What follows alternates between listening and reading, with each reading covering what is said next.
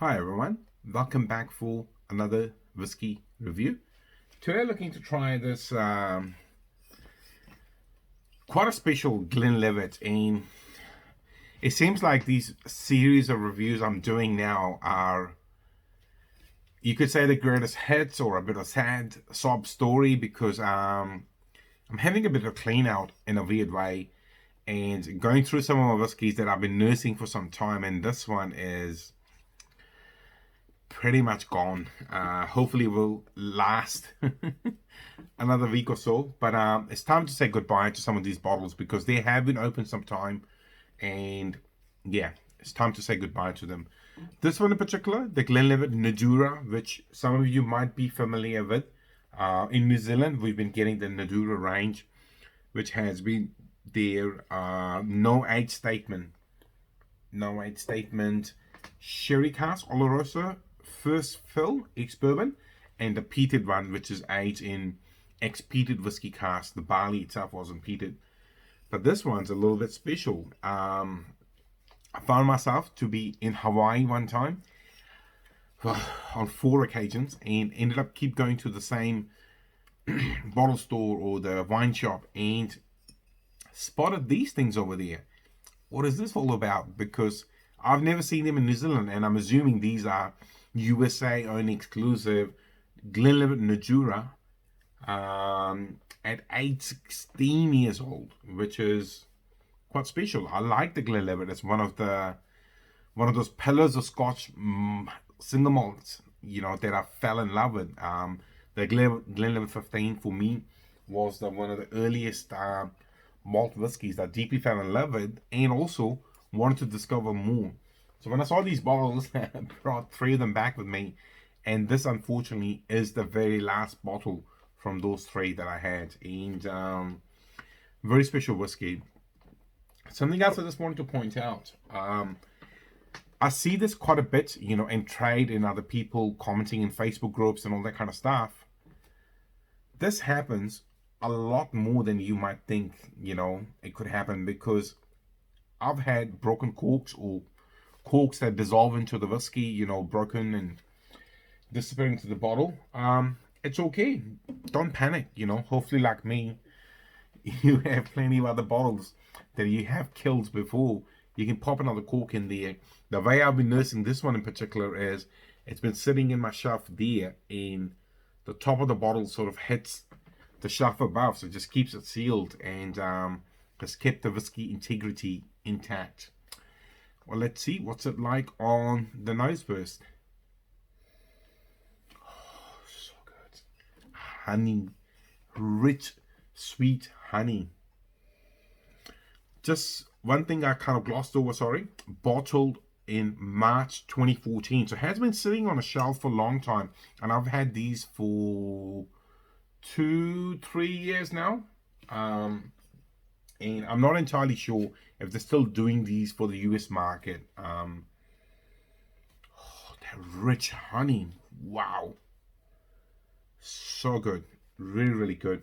I've had the pleasure of trying and reviewing some Glenlivet single cask between 14 to 18-year-old in ex-bourbon cask, and I really think the Glenlivet in particular is one of those single malts that at that age, and being aged in ex-bourbon cask, it is just beyond phenomenal. If you like your whiskies on that lighter side and enjoy that amazing tropical fruit sweetness on the nose, it's just truly amazing experience. And everyone should experience it. If you have a whiskey bar or have the ability to get a single cask or something like this, get amongst it while they last. It's just so good. They're honeyed, and there's just a little bit of ripe mango-like character on the nose.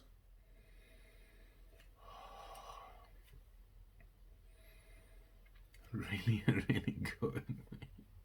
And I'm sad this bottle's running out. But I have quite a bit of the single cask stuff from the Glenlivet, so it's okay. It's okay. All right, let's sip it and see what it's like on the palate.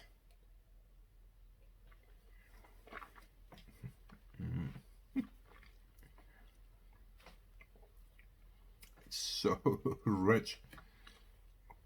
Wow. That amazing depth of honeyed sweetness has carried on. But the rich sweetness, wow. Getting almost like a ripe guava character. Pears. Is that pear? No spice at all. Not even a little hint of spice. Obviously not smoky. But oh, the sweetness is so rich. Really, really good. Wow.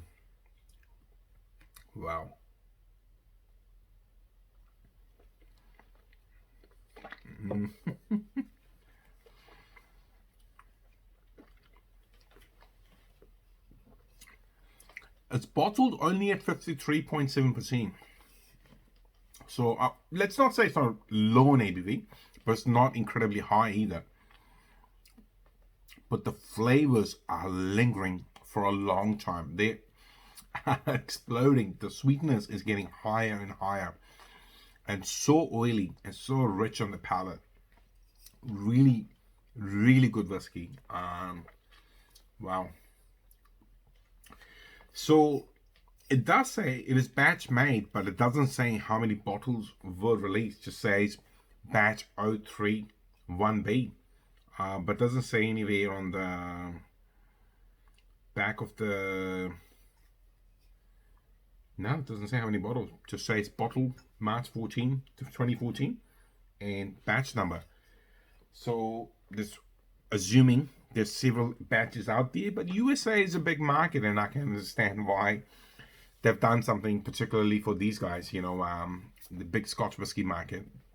But yeah, never seen it on sale in New Zealand, and bit sad to see it go, but such is the whiskey drinking journey, you know. Sometimes the ones you like run out, but on to newer stuff. Hopefully some more cool Glenlivet single cask stuff will keep coming to New Zealand. Well, that's all I've got to say about this particular whiskey. If you are liking the content, please like, share and subscribe. Otherwise, I'll see you in the very near future for another whiskey review. See you later. Bye-bye.